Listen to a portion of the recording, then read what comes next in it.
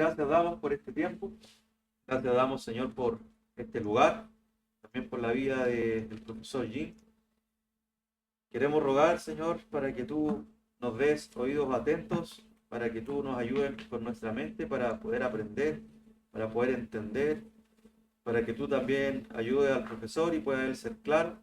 Te damos las gracias, Señor, porque esta instancia va más allá de lo técnico que podamos estar adquiriendo, sino que creemos, confiamos, Señor, en que aquí también hay una parte espiritual importante, Señor, y es poder mirarte a ti, poder apreciar de mejor manera tus verdades, tu persona. Y por eso te queremos pedir también, y por sobre todas las cosas, que nos dé un corazón de adoradores atentos, Señor, a lo que en tus planes, en tus propósitos has querido que hoy día aprendamos. Guíanos, Señor, para que todo se desarrolle sin problemas, y te lo pedimos en el hermoso nombre de Jesús. Amén. Bien, hermanos, damos la bienvenida a todos los estudiantes de la sede del Seminario Reformado Latinoamericano y de la sede acá en Chile, tanto a quienes están presentes hoy día de manera presencial o vía Zoom. Ahí nuestros hermanos a lo largo de este país. Queremos también saludar de parte del director académico del Seminario Reformado Latinoamericano, allá en la sede en Colombia también, encargado sin duda de esta sede, el hermano y pastor Alejandro Castiblanco. Queremos también dar un cordial saludo al coordinador académico Jeffrey Álvarez, que es coordinador directamente de la sede acá en Chile. Y vamos a presentar al profesor Jim Panaccio, que es estadounidense, tiene 65 años, junto a su esposa acá, y llevan 41 años de casado. Tiene 5 hijos y 11 nietos. Obtuvo su maestría en Divinidades y en Teología por el Seminario Teológico de Grand Rapids y obtuvo su doctorado en Filosofía en el Nuevo Testamento por la Universidad de Pretoria en Sudáfrica. Tiene 36 años de experiencia ministerial, incluyendo el pastorado y la plantación de iglesias en Estados Unidos, y 15 años sirviendo en Perú como misionero. Por eso su habla en español es bien fluida. Podemos comunicarnos, por gracia del Señor, de mejor forma con él. Sus especializaciones son la hermenéutica, los estudios del Nuevo Testamento y la transformación espiritual según el apóstol Pablo. Hoy dictará, ¿verdad?, esta materia o este curso, como decimos acá en Chile, de hermenéutica. Bueno, en cuanto a las preguntas, amados hermanos, pueden hacerlas durante la clase. El profesor ha querido que así pueda hacer, levantando su mano, ¿verdad?, tratando de no repetir innecesariamente las preguntas si otro estudiante ya las pudo hacer. Nuestros hermanos de Zoom pueden realizar sus preguntas vía mensaje a través de la plataforma. Quien está administrando aquella plataforma también las va a plantear. Y respecto de los horarios de break y almuerzo, se van a estar informando durante la clase, pero el almuerzo va a ser a la 1. Ese ya está claro. Los breaks van a ir siendo mencionados durante la misma clase. Así es que, sin más, dejo con ustedes al profesor Jim. Profesor, muchas gracias. Muchas gracias. Buenos días. Bueno, es un honor para mí poder estar con ustedes. Estuve en Chile hace casi 40 años. En 86 y en 86 vine con mi esposa. Ella estaba embarazada con el primer hijo.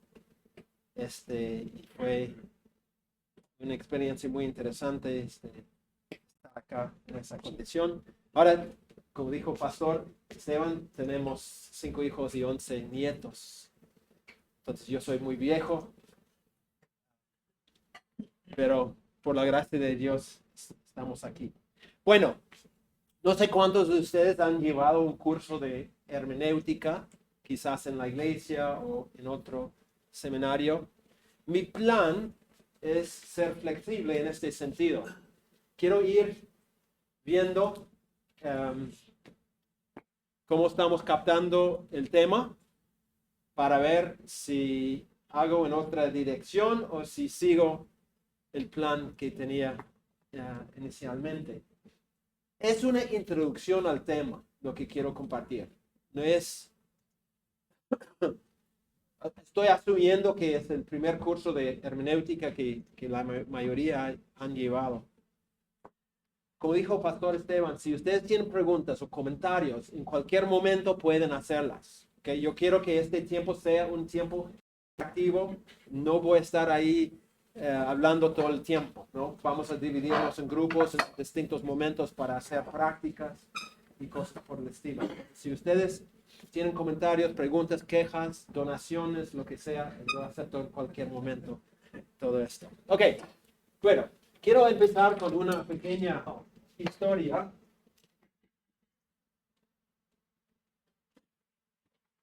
Que quiero leer.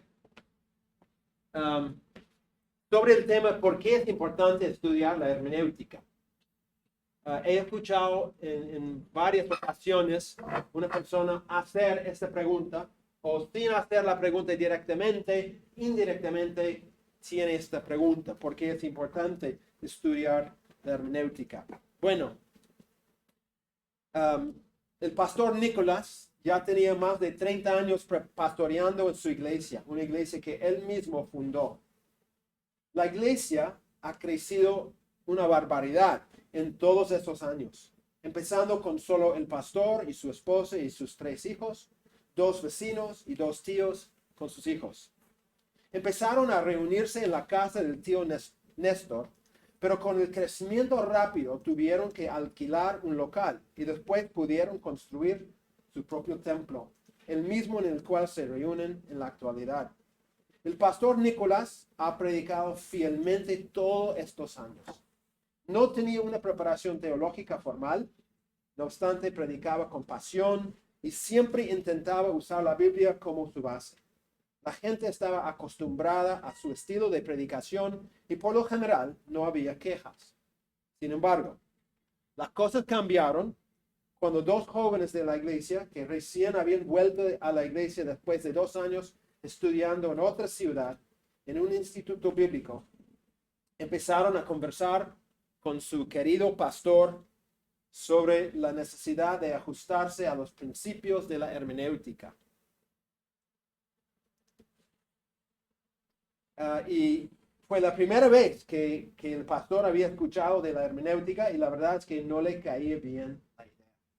Ellos decían que el pastor violaba ciertos principios importantes de la hermenéutica y por ende no estaba siendo fiel a la intención de las escrituras.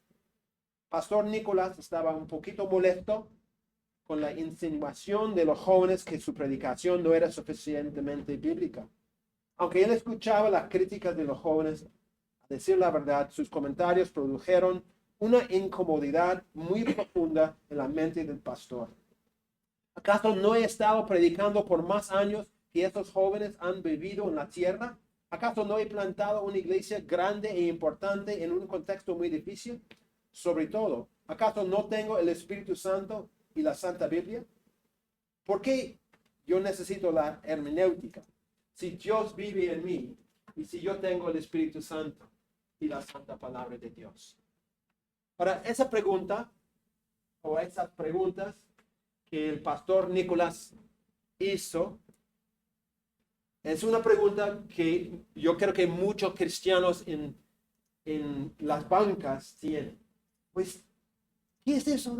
Es un asunto humano, la hermenéutica. ¿Por qué tenemos que estudiar eso si yo tengo el Espíritu Santo, si yo tengo la Biblia? ¿No? Ahora, ¿cuáles serían algunas respuestas suyas a esta pregunta? ¿Por qué es importante? Y yo diría que es importante para cada creyente. Yo creo que cada iglesia debe tener un curso de hermenéutica. ¿Por qué? Porque nosotros decimos que somos gente de un solo libro. O sea, no tenemos una variedad de libros, tenemos un solo libro. Y decimos que este libro es lo que debe gobernar, manejar todo lo que hagamos en nuestras vidas. Pero ¿qué pasa? No enseñamos a nuestra gente a manejar este libro. La gran mayoría de iglesias no tiene un curso de hermenéutica. Es como si yo digo a mis hijos, yo digo, les voy a enseñar a manejar. Porque en Estados Unidos, si no tienes carro, no puedes sobrevivir. Tienes que tener carro. Entonces yo digo a mi hijo, mira, aquí está el llavero. Ahí está el carro. Sube, anda. ¿Qué va a pasar? Lo que pasó con mi hijo. Mi hijo menor. Estaba manejando un día y choque, ¿no? ¿Por qué? Porque yo no le he enseñado cómo manejar. Y es igual con la Biblia. Tenemos gente en nuestras iglesias, en las bancas, domingo tras domingo, y decimos a ellos, toma el llavero, anda. Y ellos tratan de hacerlo, pero nadie les ha enseñado los principios para guiarlos en el manejo del libro más importante. Entonces, ¿cuál sería para ustedes algunas razones por las cuales nosotros necesitamos la hermenéutica? ¿Qué opinan? Algunos ejemplos. ¿Por qué necesitamos la hermenéutica? Para dar sentido a lo que dice la escritura. ¿Ok?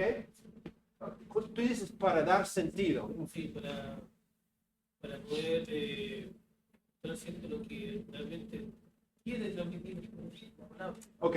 Como pasó con Edras, por ejemplo, cuando puso la ley. Muchos que estaban ahí daban cierto sentido a lo que oían. Ok, excelente, excelente. Sí. Muy bien. Para pensar fielmente la palabra. Ok, muy bien. Muy bien. Sí, ¿algo más? Yo, por ejemplo, la Biblia, la que creyeron todos, ¿cierto? Dice que Dios se permitió, después dice que Dios no se permitió.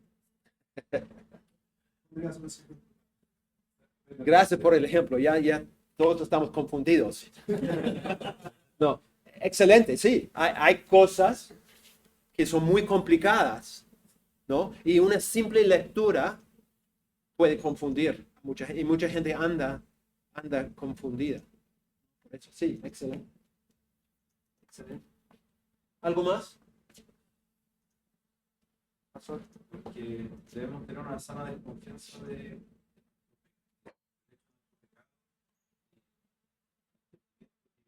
cuando hemos sido regenerados, todavía tiene presencia de pecado. Eso produce que, lo mismo que dice la palabra, que no nos fiemos de nuestro propio entendimiento, sino fíjate de Jehová, de todo tu corazón.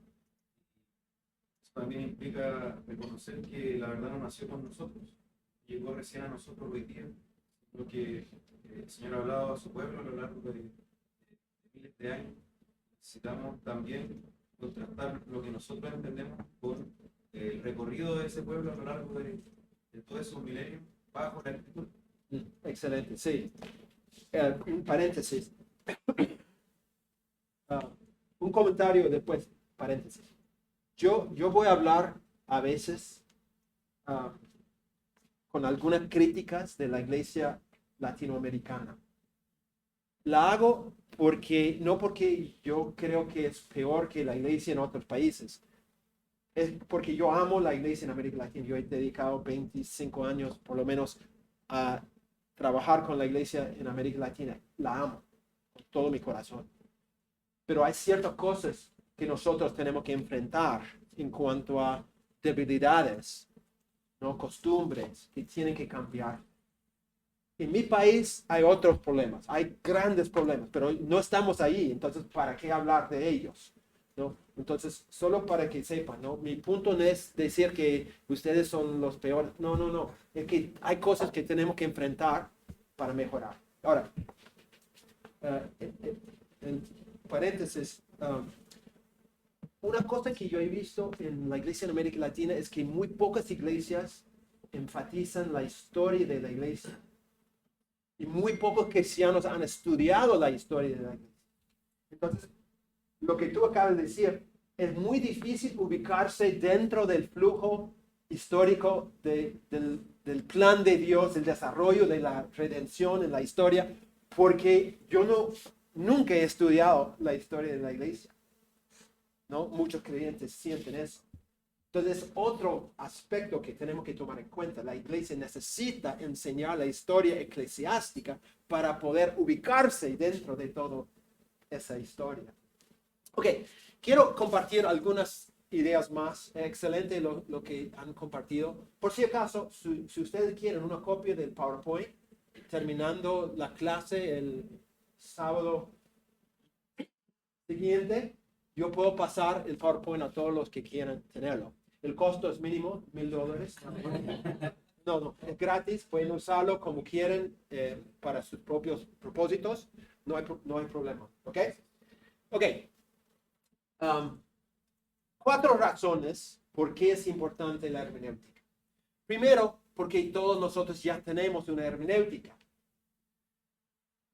Todos los días nosotros aplicamos principios de hermenéutica en cada conversación, ¿no? Todos los días interpretamos una variedad de comunicaciones verbales. Yo estoy conversando con mi esposa. Mi esposa me dice, Jim, está bien si tú quieres salir esta noche y quieres juntarte con tus amigos para ver el partido. Aunque es nuestro aniversario, no hay problema. Tú puedes, si quieres estar con ellos, está bien. Ahora, yo tengo que interpretar esa comunicación verbal. Y lo que ella quiere decir es que de ninguna manera yo debo ir de la casa para estar con mis amigos. Ha dicho que sí, pero sí significa no. ¿No? ¿Por qué? Yo tengo que aplicar principios de hermenéutica para saber. En todas las conversaciones, tú estás manejando un carro y ves una señalización que dice curva peligrosa. Tú tienes que interpretar, ¿es una broma? ¿Es un poema? No, es una advertencia. Entonces, en cada momento, en cada acto de comunicación, nosotros aplicamos la hermenéutica. La pregunta es si estamos aplicando principios correctos o no. Cada vez que escuches una prédica, aplicas durante toda la prédica hermenéutica. La pregunta es si es una hermenéutica correcta o no. Segundo, todos usamos un método, segunda explicación, todos usamos un método de interpretación aun si no lo reconocemos.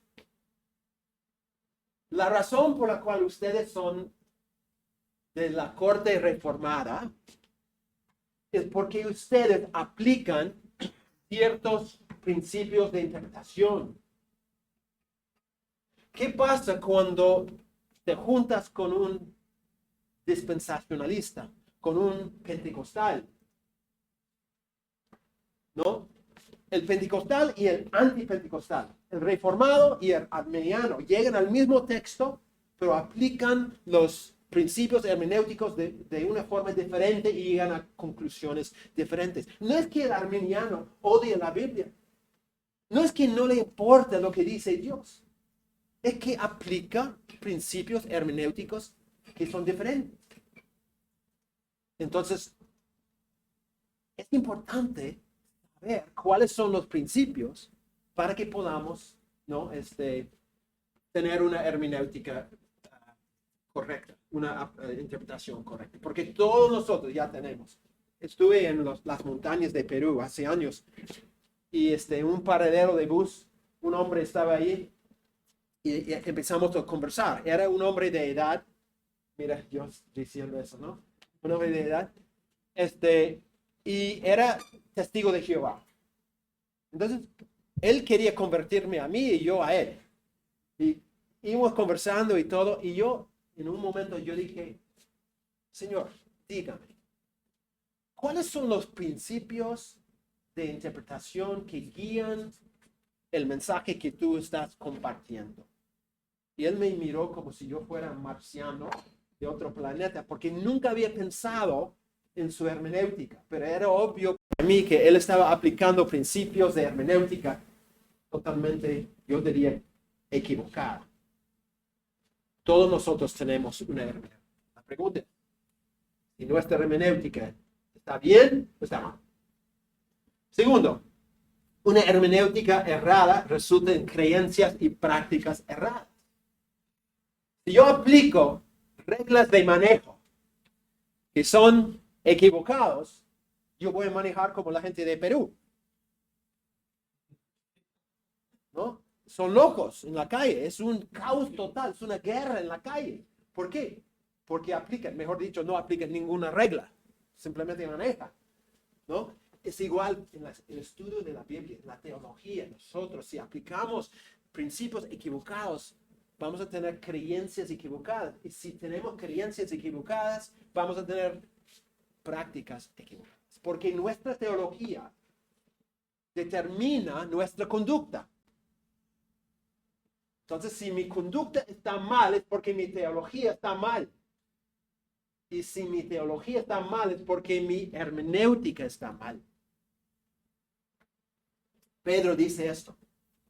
Pedro dice, tener entendido que la paciencia de nuestro Señor es para salvación, como también nuestro amado hermano Pablo, según la sabiduría que le ha sido dada, os ha escrito en casi todas sus epístolas, hablando de ellas, de estas cosas, entre las cuales hay algunas difíciles de entender. Amén.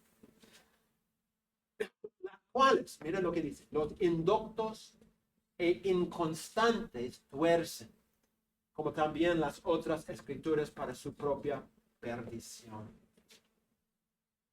Pedro dice que hay gente que tuerce las enseñanzas, bueno, en este caso de Pablo, pero, o sea, la idea, tuerce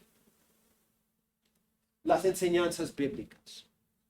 ¿Cuál es la consecuencia de interpretar mal las escrituras, según Pedro aquí? ¿Qué es lo que está en juego cuando nosotros no interpretamos bien la palabra de Dios? La salvación. Él dice, para su propia perdición. Es fuerte. Nosotros podemos decir, bueno, es un asunto de tu creencia y mi creencia. No, Pedro dice, hay mucho más que está en juego aquí. Estamos hablando de la eternidad, estamos hablando de mi bienestar espiritual. Entonces, todo creyente necesita la hermenéutica. Por eso digo, cada iglesia debe tener un curso. En el discipulado enseñamos cómo leer, cómo tener un tiempo devocional, cómo diezmar, cómo asistir a la iglesia, ¿no? Tenemos que enseñar cómo manejar este libro. Todos tienen que tener un curso de hermenéutica porque es básico en toda nuestra vida espiritual. Número 3, ok. Número 3, vamos a pasar un montón de tiempo tocando este punto. La hermenéutica nos ayuda a hacer puente entre el horizonte del texto antiguo y el del lector contemporáneo. Nos ayuda a hacer puente entre dos contextos, digamos. Antes de tocar este punto, ¿hay un comentario o una pregunta sobre los primeros, dos puntos? ¿Algo que alguien quiere compartir? ¿No? Ok. Ok, entonces, nos ayuda a hacer puente entre el horizonte del texto antiguo y el lector contemporáneo. ¿Qué quiero decir con esto? Bueno, el reto de la interpretación básicamente descansa sobre esta realidad, que el texto, tanto el texto bíblico como el lector contemporáneo se encuentran dentro de contextos diferentes. Tú y yo vivimos en 2024, ¿no? En 2024 hay ciertas realidades en cuanto a historia, en cuanto a gobierno, en cuanto a un montón de cosas, ciertas realidades que no existían en este mundo. De la misma manera, muchas cosas existían acá que ya no existen hoy en día. Son totalmente diferentes. Nosotros vivimos en contextos radicalmente diferentes. Y los diferentes contextos afectan cómo interpretamos el texto. ¿No? Tú tienes una perspectiva sobre la sociedad que es radicalmente diferente de la óptica que ellos tenían en ese mundo. Ustedes son chilenos. Entonces, ustedes como chilenos tienen una óptica que es muy diferente de la óptica que los alemanes o los de Estados Unidos o de Japón o de otro lugar. ¿Por qué? Porque nuestro contexto afecta cómo leemos la Biblia. Vamos a hablar mucho más de esto. Entonces, el reto de la interpretación es reconocer en primer lugar que los contextos son diferentes y ahora hacer la pregunta, ¿cómo es que yo puedo entender este contexto?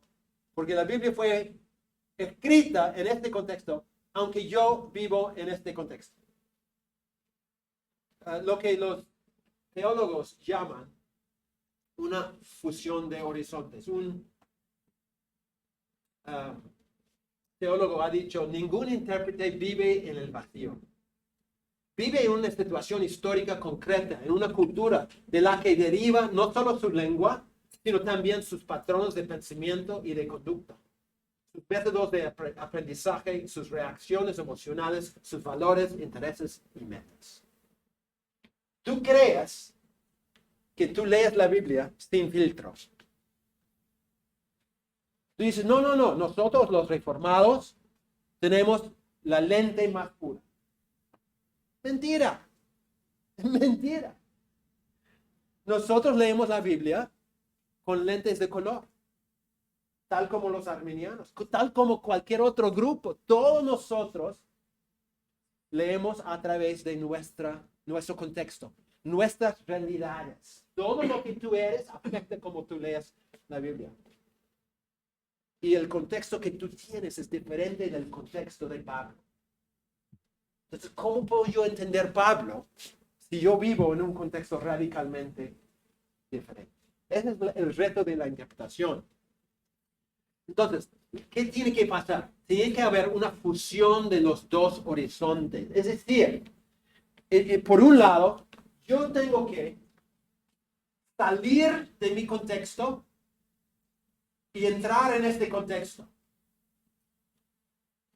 Pero eso no es suficiente, porque yo también tengo que traer este contexto a mi contexto para poder saber cómo vivir las verdades enseñadas acá. Entonces, es como dos pasos, ¿no? Un paso es yo tengo que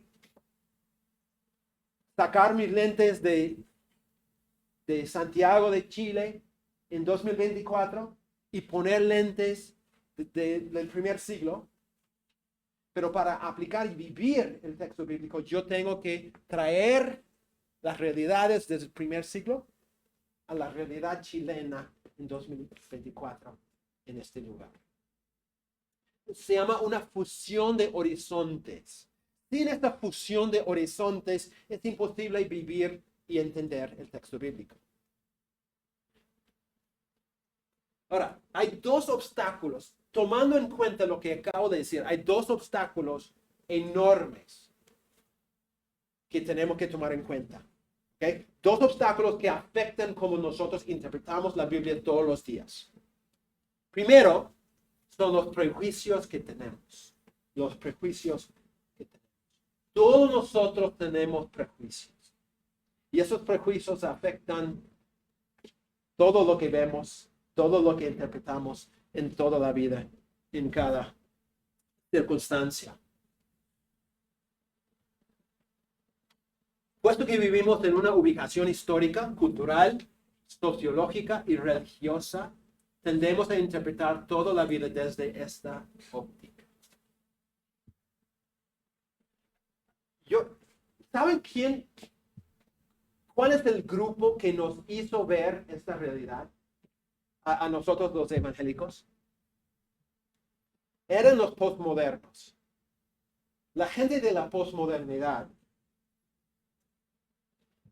dijo, ustedes los evangélicos creen que tienen la verdad pura. Ustedes creen que abren la Biblia y ahí encuentran como si la Biblia fuera un almacén de hechos, de verdades. Y nosotros simplemente sacamos una verdad y ¿no? Y con toda pureza entendemos esa verdad y vivimos esa verdad. Ellos dijeron, no es así. Ustedes están totalmente engañados. Porque cuando ustedes leen la Biblia con prejuicios. ¿Qué pasa? En el desarrollo histórico, básicamente es una reducción increíble, pero ha habido 3 etapas. La primera etapa era una etapa del premodernismo. El premodernismo era un tiempo cuando la sociedad, por lo general en el mundo, creía en una verdad sobrenatural. Creía en la verdad absoluta. Vino la segunda etapa, que era el modernismo, y el modernismo creía en la ciencia, la razón, y decía que básicamente, si yo tengo si yo quiero entender la verdad, yo tengo una materia prima, y yo tengo una máquina, un proceso.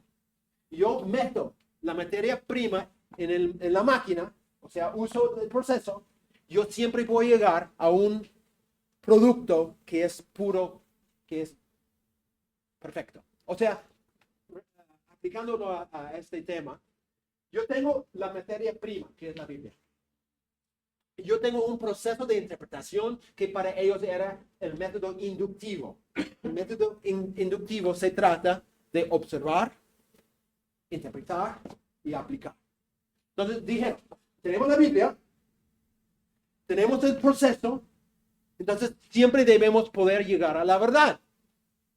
Entonces un teólogo tan famoso como Charles Hodge, no sé si han escuchado de Charles Hodge, un excelente teólogo reformado, él decía básicamente que la Biblia era un almacén de hechos. Tú observas el texto es inspirado, entonces tú observas el texto, interpretas y aplicas el texto y tú llegas a la verdad.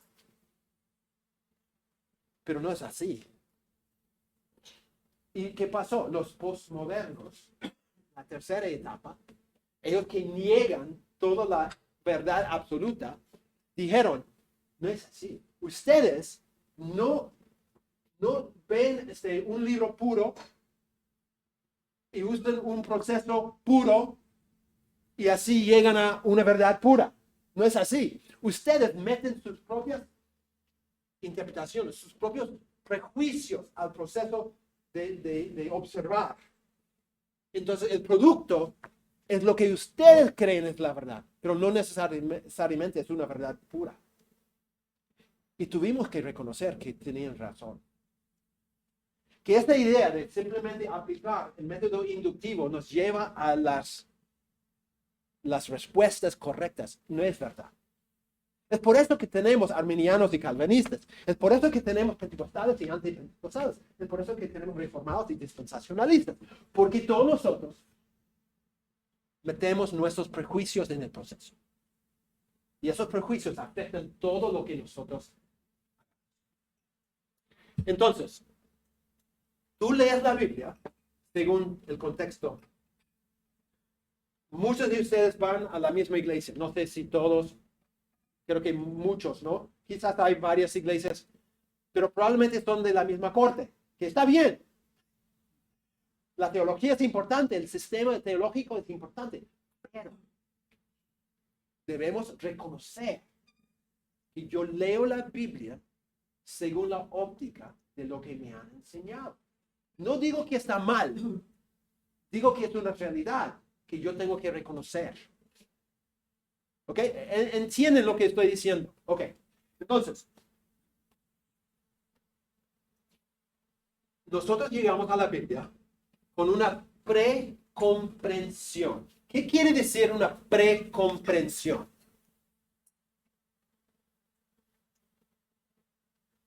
Cuando yo digo todos nosotros llegamos a la Biblia con una precomprensión, ¿qué quiero decir? Ok, ya, exactamente. ¿Qué quiere decir eso? Ya venimos ciertas ideas que van a intentar ajustarse a lo que estamos leyendo. Ok, exactamente. Entonces, estuve en la parte norte de Perú enseñando una denominación pentecostal. Es una denominación histórica pentecostal que nunca ha tenido capacitación. Y me invitaron a mí a enseñar hermenéutica. Y yo digo, ¿qué hago acá? ¿No? Porque yo tengo una teología muy diferente.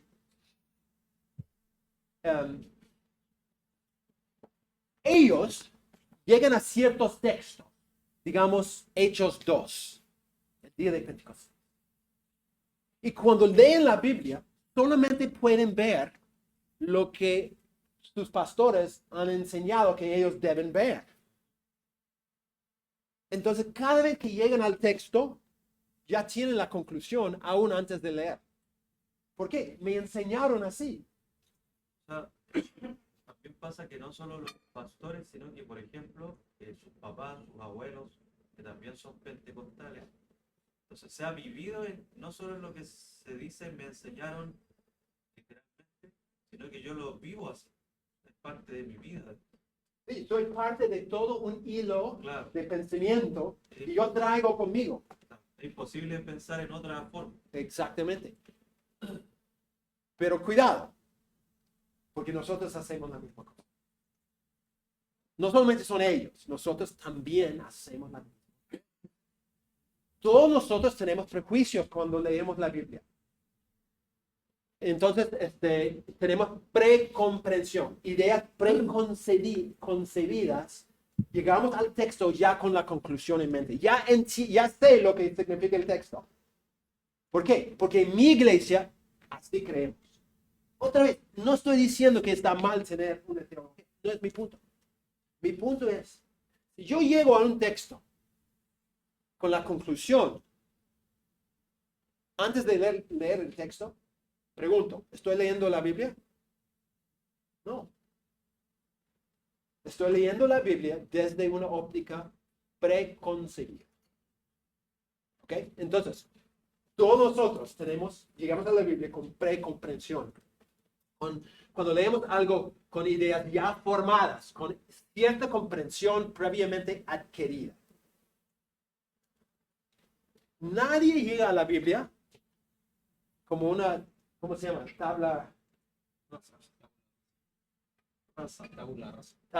Tabula rasa. Nadie, ¿no? Nadie. Un autor dice esto. Dice, los lectores no pueden deshacerse de sus propios prejuicios, quitarse la ropa de la historia que interviene y abrazar al autor desnudo, por así decirlo. Los lectores habitan un momento particular, son herederos de una historia particular, comparten una tradición cultural particular. Ningún lector se acerca a ningún texto con total inocencia, con una pizarra en blanco. Llegamos a un texto en nuestro idioma nativo, con un conocimiento previo de este idioma, al menos el idioma utilizado por nuestros contemporáneos. También tenemos ciertas ideas preconcebidas y prejuicios sobre todo tipo de cosas. La naturaleza de la realidad, el valor de los textos, la forma en que funciona el mundo, qué significan las palabras, qué es la belleza, y así sucesivamente. Muchos de estos prejuicios pueden ser inconscientes, pero existen de todos modos. Muchos de ellos pueden ser falsos o engañosos, pero muchos pueden ser bastante precisos. El ideal de la ilustración, de la emancipación completa del prejuicio es ilusorio. ¿Entienden lo que está diciendo el autor? ¿Alguien?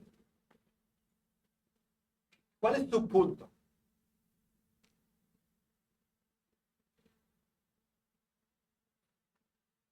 Que no hay manera de librarse de las ideas preconcebidas. Okay. Sí. Todos tenemos prejuicios, tenemos lentes de color cuando leemos la Biblia. Y así es. Superar este obstáculo es recontra difícil. Recontra difícil. Ahora, un paréntesis. tener presuposiciones, o sea, algo que yo supongo de antemano, no es algo netamente malo. Yo tengo ciertas presuposiciones doctrinales que gobiernan como yo leo la Biblia. Por ejemplo, que la Biblia es palabra de Dios. Es una presuposición que yo tengo cada vez que leo la Biblia. Eso no voy a deshacerme de esa presuposición. Y hay un montón de más, ¿no? Un montón de más. Pero yo tengo que reconocer que yo vengo al texto con esa presuposición. Ciertas presuposiciones sirven como un marco para protegerme en la interpretación de la Biblia, como que es la palabra de Dios. Me protege de error. Pero hay otras que obstaculizan la capacidad de entender el texto. ¿Por qué? Porque yo digo, yo soy tal y nadie me va a cambiar. Yo era un católico por muchos años, ¿no? Crecí en la iglesia católica y ustedes saben, en América Latina, la gran mayoría de la gente es católica. Y dice, yo soy católica hasta la muerte. Yo puedo mostrar, ¿no?, evidencia, pero nadie va a cambiar. Es una presuposición que tienen. Esa clase de presuposición hace muy difícil entender la Biblia, ¿no? ¿Ok? Entonces, entienden la diferencia. Hay presuposiciones que son importantes porque sirven como un marco para protegernos. Pero hay otras que pueden impedir una comprensión de la Biblia. Una presuposición es una cosa asumida tácitamente de antemano al comienzo de una línea de argumentación o curso de acción. Algo que yo creo antes de investigar. Ya creo la cosa. Yo creo, ahora voy a investigar el asunto. Pero ya tengo mi respuesta.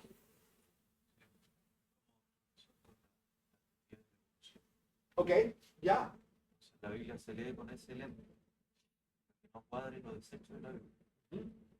También una vez pasaba con una persona que más fuerte, ya. Como la teoría de la evolución. Entonces la gente rechaza lo que no vaya de acuerdo a la teoría en la Biblia. Y también pasaba una vez, estábamos hablando de disciplina en los hijos. Y esta persona tenía una visión humana de que era maltrato disciplinar a un hijo.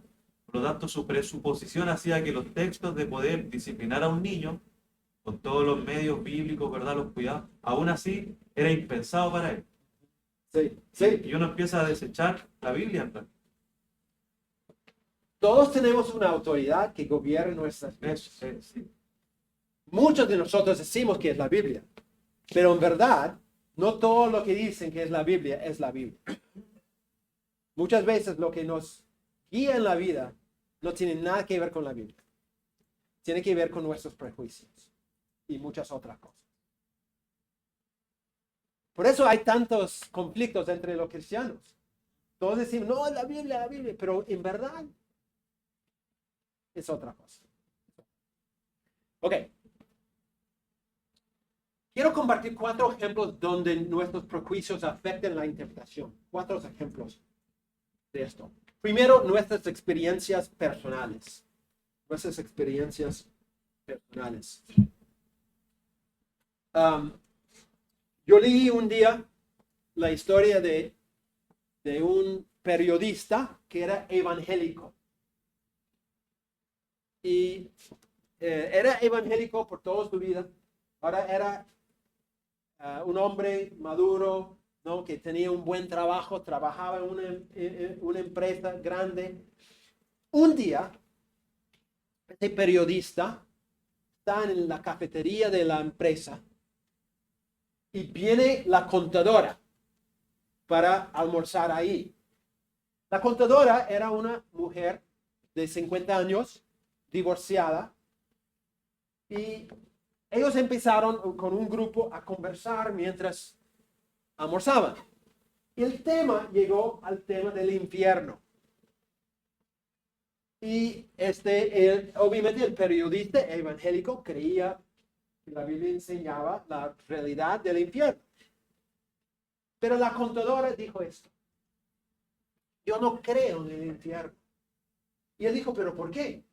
Su respuesta es: soy una madre. Nunca enviaría a ninguno de mis hijos al infierno. No por ningún motivo. Entonces, ¿por qué Dios lo haría? Esa era su respuesta.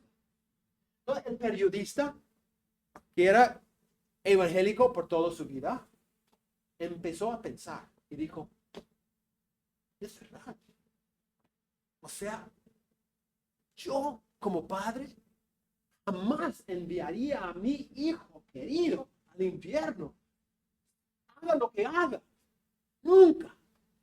Entonces, él dijo, yo no he escuchado en toda mi vida una mejor defensa en contra del infierno. ¿Y qué hizo? Cambió su teología y dejó de creer en el infierno. ¿Cuál fue la razón por el cambio de teología en él? Visión incorrecta del amor, por ejemplo.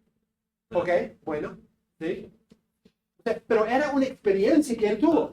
No es que él en un momento se dio cuenta que su interpretación de un texto bíblico era una interpretación equivocada. No. Era una experiencia personal que tuvo. Y esa experiencia personal cambió toda su teología. Es muy común. Tenemos gente en nuestras iglesias que está en la banca y dice, el pastor se para y dice, la Biblia enseña que la homosexualidad es un pecado. Y la persona cree hasta que su hijo empieza a mostrar ciertas conductas, hábitos, perspectivas en contra.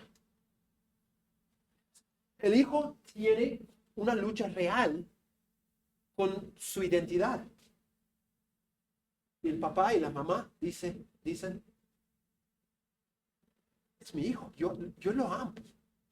Entonces, me parece que todo lo que el pastor ha estado diciendo no tiene relevancia en la realidad contemporánea. Y cambia su teología. ¿Qué? ¿En base a qué? Su experiencia personal. Y eso es lo que está pasando en las iglesias en todo el mundo. En muchos temas, un montón de temas. Y nosotros también podemos tener la misma cosa. Nosotros podemos decir, no, pero ¿saben lo que me pasó a mí en tal momento, en tal lugar? Y empezamos a pensar diferente a raíz de una experiencia personal que hemos tenido. Ahora, ¿cuál es la autoridad nuestra? Realmente. Llega a ser nuestra experiencia y ya no la Biblia. Y ustedes probablemente pueden compartir un montón de ejemplos de este tema. Es lo que está pasando en nuestras iglesias. En las bancas tenemos un montón de gente que todos los domingos están ahí escuchando y cuando el pastor predica dicen amén. Pero en realidad en su corazón ellos creen una cosa totalmente diferente. ¿Por qué? Por su experiencia. Se habla, por ejemplo, de la ira de Dios o de la condición caída del hombre. Tampoco lo creen esa forma, que el hombre está absolutamente muerto, sobre pecado. No lo entienden de esa manera, no alcanzan a encontrar con la distinta realidad, ¿no? Pues al final yo creo que igual hay gente buena, ¿no? Cambian la visión bíblica, ¿cierto? Lo que están viviendo. Sí, es porque mi abuelita, Claro. que no es creyente, mira mi abuelita, ¿qué voy a decir? ¿Que ella es pecadora? Mi abuelita, ¿cómo voy a decir eso? Sí, exactamente. Sí, hermano. Muchas veces dicen amén, pero no se dan cuenta que en realidad no están de pleno de acuerdo con lo que se está diciendo. Porque en el momento de decidir o de tener que hacer un análisis crítico, no están tan seguros de lo que ya estaban diciendo amén. Sí, sí. Y mi punto en decir esto es primero, estamos hablando de la hermenéutica. Mi punto es esto. Tú y yo también tenemos que evaluar Porque podemos echar la culpa a todos los demás, pero tenemos que preguntarnos, ¿en qué sentido soy yo el que está haciendo la misma cosa? Que estoy creyendo lo que creo por una experiencia que tuve o no, cosas por eso. ¿Ok? Ok.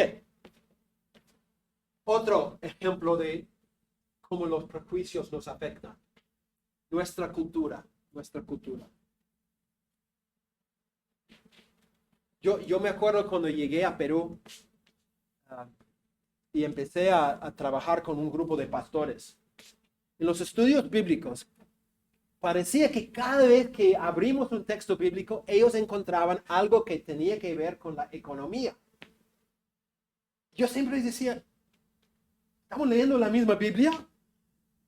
Ellos encontraban, no, pero aquí dice, no. Yo jamás veía esas cosas. No entendí. Hasta que yo pudiera entender su realidad. Su realidad era una realidad de sobrevivencia.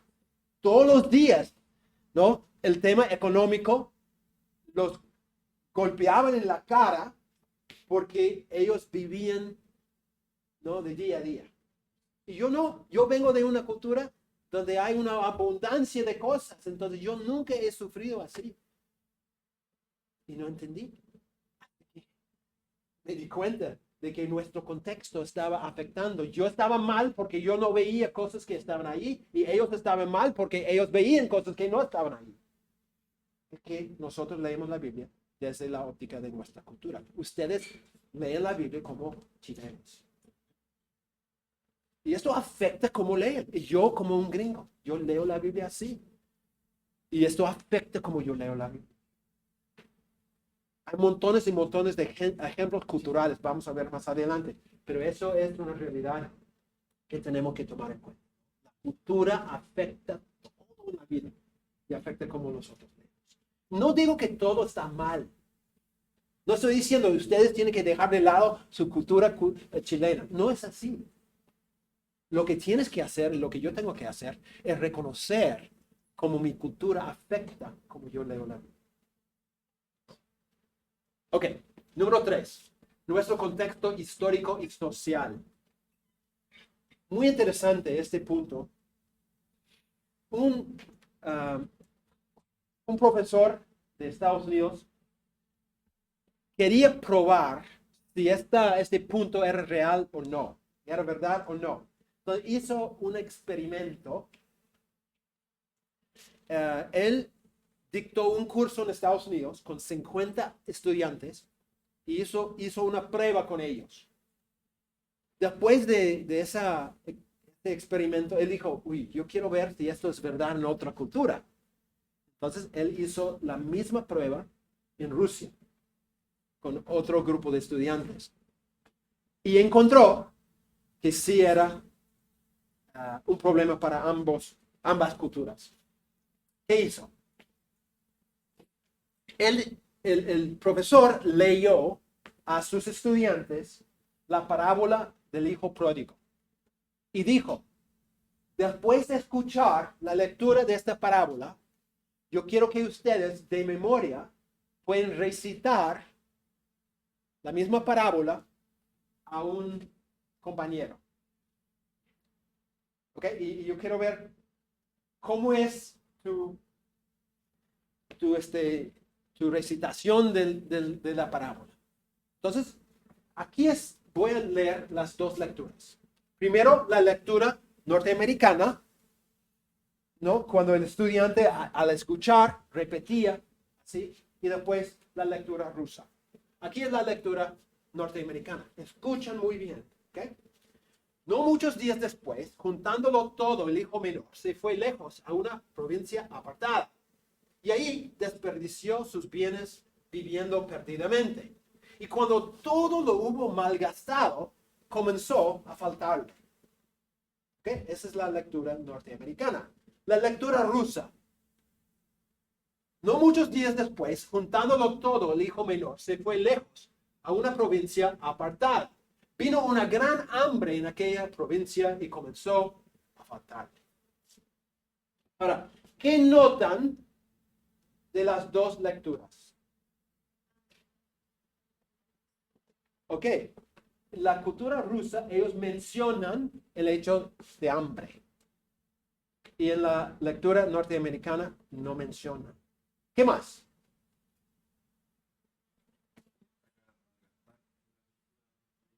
¿Cómo? Ok, ok. La cultura norteamericana menciona que malgastó el dinero. Y en la cultura rusa, nada de eso. Ahora, la pregunta es ¿por qué? ¿Por qué en la lectura rusa lo que salta a la vista para ellos es hambre? ¿Y por qué la lectura norteamericana lo que salta a la vista es malgastar el dinero? ¿Por qué? Son dos cosas totalmente diferentes. ¿Por qué? Sí. Lo que pasa es que los estudiantes rusos, ellos no pasaron por hambre ellos mismos, pero sus padres y sus abuelos pasaron por gran hambre que pasó en Rusia hace muchos años. Ustedes saben que Stalin, a propósito, dejó de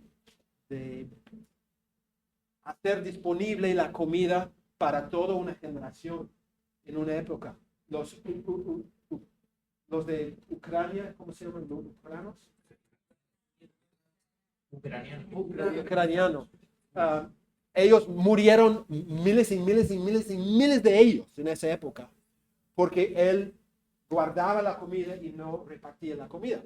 Entonces, ¿qué pasó? Los jóvenes del curso crecieron escuchando historias de sus abuelos y algunos de sus padres de la gran tragedia, porque una cantidad enorme de la población murió en ese tiempo por hambre. Los gringos jamás han experimentado hambre.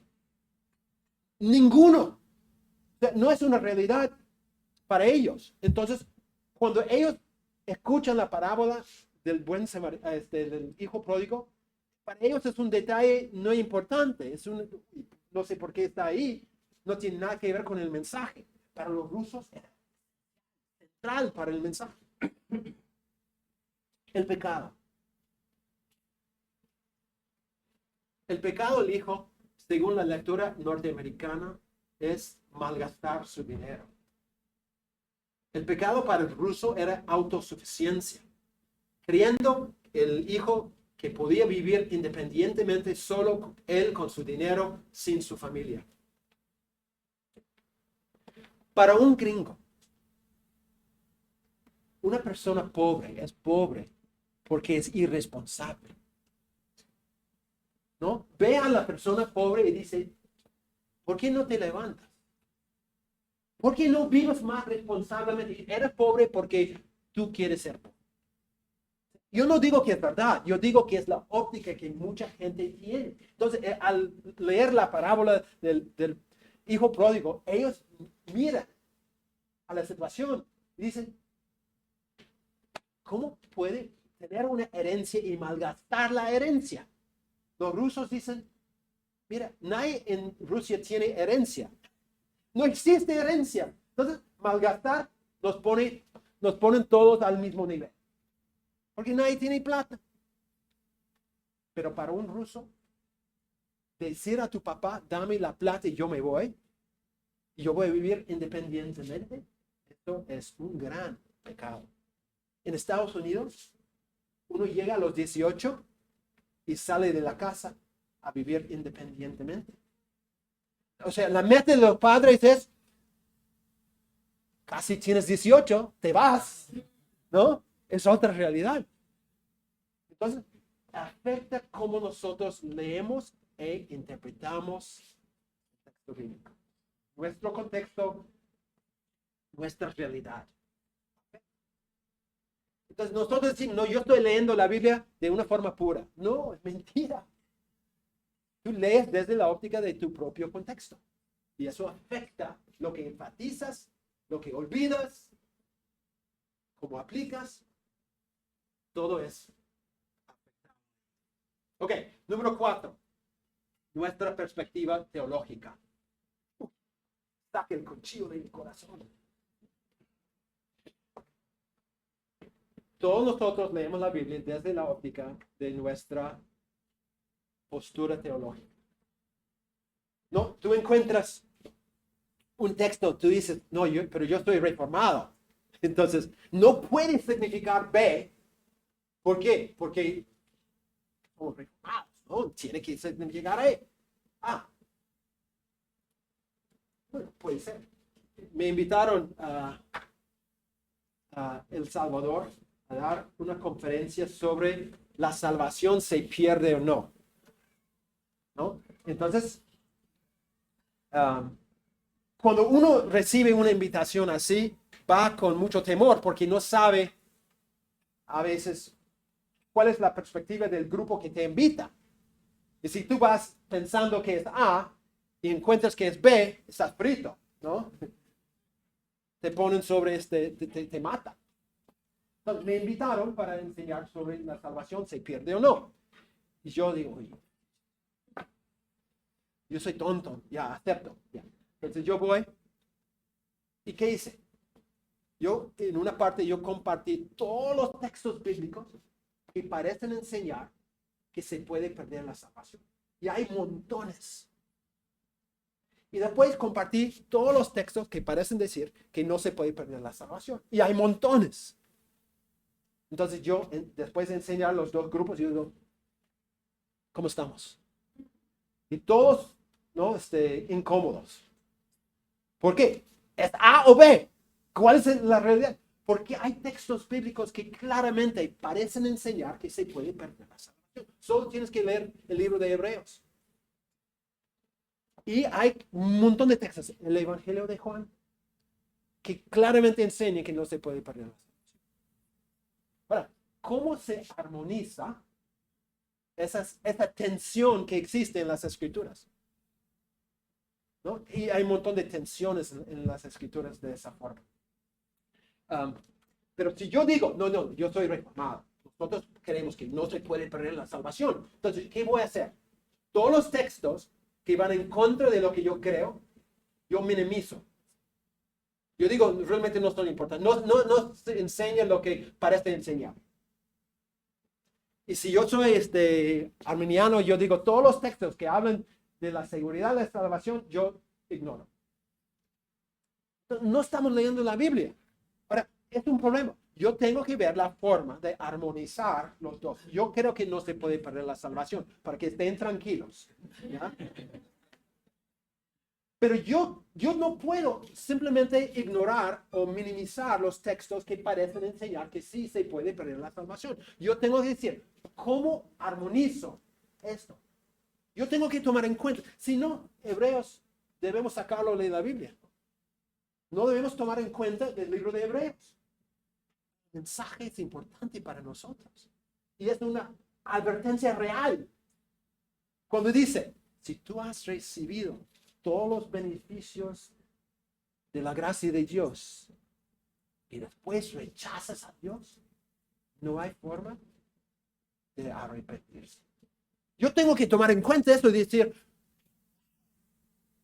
yo puedo decir, no, pero es hipotético. Ya no tiene fuerza. ¿Para qué está ahí? Es hipotético. Yo tengo que entender cómo entender ese texto. Honestamente, sinceramente. No puedo dejar que mi teología borre textos que no me gustan, que no van de acuerdo con lo que yo creo. Más bien, yo tengo que agarrar mi teología y decir, ¿cómo entiendo todo esto? Honestamente, sinceramente, ¿cómo puedo yo entender esto? Yo encontré un ejemplo muy gracioso, pero interesante de esto. Cuando viví en Perú, los testigos de Jehová siempre venían a la casa. Y yo al principio decía, ya, pero después yo dije, no, es una oportunidad. Entonces yo empecé a estudiar su teología y llegué a entender su teología probablemente mejor que ellos, ¿no? Leía su historia, entendía un montón de cosas acerca de ellos. Entonces, cuando venía a la casa, hablaba con ellos. Bueno, vino un anciano de los testigos un día y yo le invité a entrar en la casa y nos sentamos a conversar. Y él se fue y vino otro día y otro día. Él pensaba, oye, yo tengo ese gringo en la palma de mi mano. Estoy discipulando a ese gringo. Pero yo tenía otra óptica. Yo jugaba el papel del tonto. Como si yo no supiera nada.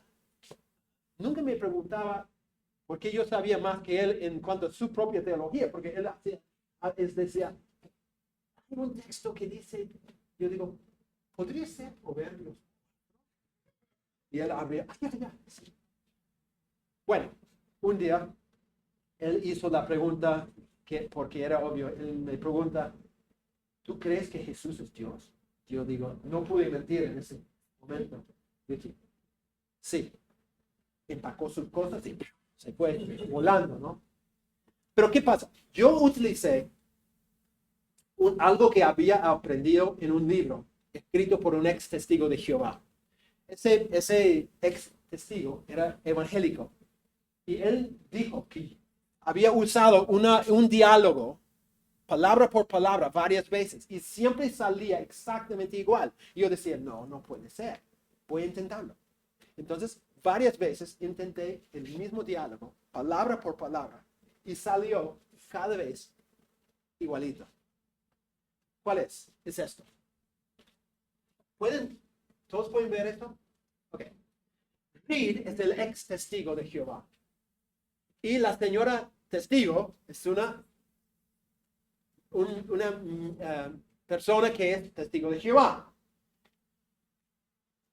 Reed dice, he escuchado que ustedes creen que son parte de una gran muchedumbre que van a recibir la vida eterna en la tierra en vez de ir al cielo. ¿No es cierto?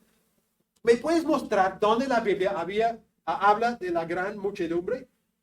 Y la mujer dice, por supuesto, se encuentra en Apocalipsis 7:9. Y Reed dice, pero Apocalipsis 7:15 ubica la gran muchedumbre delante del trono de Dios en el cielo, ¿no es cierto? Ella responde, bueno, el trono de Dios está en el cielo. Sin embargo, la gran muchedumbre está en la tierra. Toda la creación se para delante del trono de Dios. O sea, él muestra el texto que dice que hay una gran muchedumbre ante el trono de Dios en el cielo. Ella dice, es verdad. Pero la imagen que ella tiene es que ahí está el trono de Dios en el cielo y la gran muchedumbre está delante del trono, pero en la tierra. Entonces, Reed dice, ¿podría usted leer Apocalipsis 19:1 de tu propia Biblia para ver dónde este pasaje ubica la gran muchedumbre? Ella dice, ¿cómo no? Dice, después de esto, oí una gran voz como de una gran multitud en el cielo. Y Reed pregunta, ¿dónde está la gran muchedumbre? Ella dice, la gran muchedumbre está en la tierra. Y él dice, ¿esto es lo que dice el texto? Léelo de nuevo. Y ella dice en el cielo. Sin embargo, la gran muchedumbre está en la tierra. ¿Entienden lo que ella está haciendo? Ella lee el texto que claramente dice, la gran muchedumbre está en el cielo. Y ella interpreta eso diciendo, está en la tierra. ¿Por qué? Porque su teología dice que está en la tierra. Si ella lee lo que está ahí y cree lo que está ahí, tiene que botar todo su sistema. No puede ver lo que la Biblia dice. ¿Por qué? Por su teología. Nosotros hacemos la misma cosa. A veces vemos textos que van en contra de algo que nosotros creemos, pero decimos, no puede significar eso. ¿Por qué? Porque no va de acuerdo a lo que yo creo. Ahora, cuando esto pasa, yo pregunto, ¿cuál es mi autoridad? Realmente, ¿cuál es mi autoridad? Ya no es la Biblia, es mi teología. Ahora, otra vez, no estoy diciendo que debemos votar la teología. No estoy diciendo que la teología no es importante, no es mi punto. Mi punto es decir, nosotros tenemos que tener mucho cuidado cuando leemos la Biblia, que no dejemos que nuestra óptica teológica controle lo que el texto enseña. Y es algo que causa muchos problemas, porque no estamos viendo lo que el texto dice. Ok, yo entiendo que este punto es un poco complicado, porque ¿cuál es el rol entonces de la teología? Nuestra teología es un marco que nos protege. Como yo dije, yo creo que Dios es soberano. Yo creo que Cristo es hombre y Dios. Yo creo que las escrituras son inspiradas, inerrantes, etcétera, etcétera. Este marco me ayuda, me protege. No obstante, cada vez que leo el texto, yo tengo que decir, ¿qué dice el texto de verdad en este contexto? Y no decir, ya sé. No puedo ser como ella. Dice esto, pero significa otro. No. Si dice una cosa, yo tengo que entender cómo entender esto. ¿Cómo relaciona esto con lo que yo he creído en mi teología? ¿Ok? Pastor. También puede pasar que uno puede encontrar ciertos énfasis o ciertas interpretaciones dependiendo de con qué estamos luchando, a qué nos estamos oponiendo. Por ejemplo, cuando uno ha sido toda la vida arminiano y recién descubre la doctrina de la gracia, todos los textos se tratan de la predestinación. Que puede ser que se pueda deducir, no es el punto central del texto, pero si yo tuviera que hacer un sermón de eso, probablemente haría de eso el punto central. También puede pasar que estamos, con lo que nos estamos enfrentando, o a lo que nos oponemos desde lo que terminamos. Es por eso que estudiar puede ser peligroso. Es muy interesante cuando alguien sale del seminario y entra en el pastorado de frente, ¿no? Se dice de frente acá.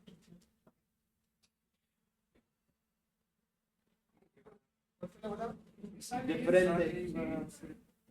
Directamente. Como enseguida, inmediato. Ya, inmediato, sí. A veces yo hablo el español peruano del cielo. Un problema es que van del seminario al pastorado y empiezan a corregir a todo el mundo en todo. Y causan mucha ofensa porque no saben manejar cosas. Y como tú dijiste, ¿no? Ven todo desde una óptica. Aún en textos donde no está, encuentran la misma cosa y eso es muy peligroso. Ahora, otra vez, no quiero que se sientan incómodos con lo que estoy diciendo. Mi punto es simplemente que, cuidado, que no sea la teología que gobierne cada texto. El texto gobierna la teología y no al revés. Si el texto no va de acuerdo con lo que yo creo, o yo tengo que cambiar lo que creo, o yo tengo que entender que estoy entendiendo mal el texto. Algo está mal. Es muy importante también la experiencia y la tradición. Porque, bueno, muchas veces creemos que hacemos una interpretación, pero vaya, estoy llamado a hacer un examen. Vaya, interpretar así como yo personalmente que hubo interpretar cualquier cosa. Yo siempre que estamos libres más que nada el examen. Eso es cierto, comparar la experiencia y la tradición, lo que dice cómo se ha interpretado la escritura durante los siglos. Ajá. Sí, muy importante. Sí, eso también, porque a mí me ha pasado, o sea, que he interpretado algo, pero al final me estaba contradiciendo la escritura, está contradiciendo también, habían dicho otros hermanos, pastores. Entonces, ¿cuán importante es eso? Sí. Muy importante. Si una persona encuentra una interpretación novedosa, probablemente está totalmente equivocado, ¿no? Porque somos parte de una familia de Dios siglos y siglos y siglos. Y si mi interpretación es algo que nadie en la historia ha encontrado, probablemente es porque yo estoy mal. ¿Usted hasta qué punto cree que es saludable para una persona considerar la exégesis que ha hecho la iglesia a través de los años, a través de un texto? Si se supone que tenemos que dejar que el texto sea el que nos volviera la teología, referente a lo que hablaba el compañero, ¿hasta qué punto es saludable para un que está haciendo exégesis? Tenemos que hacer ambas cosas. O sea, yo tengo que estudiar el texto tratando de entender lo que el texto significa.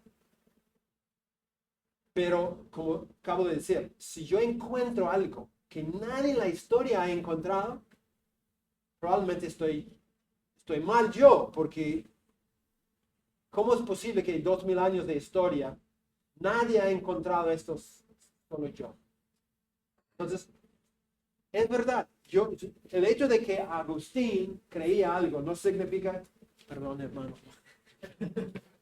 el hecho de que Agustín dijo A no significa que necesariamente es A. Él era pecador como yo soy pecador.